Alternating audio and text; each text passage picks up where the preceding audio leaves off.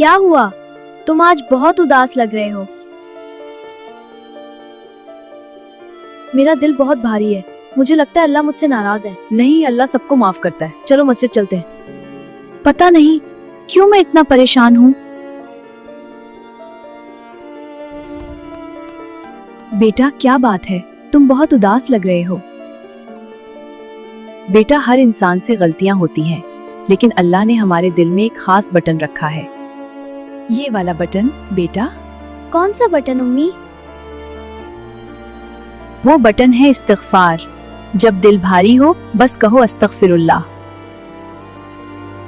استغفر اللہ، استغفر اللہ، استغفر اللہ۔ استغفر اللہ نے میرا دل ہلکا کر دیا۔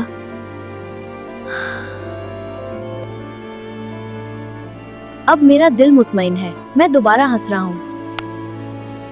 امی نے مجھے استغفار کا راز بتایا، دل کا بٹن۔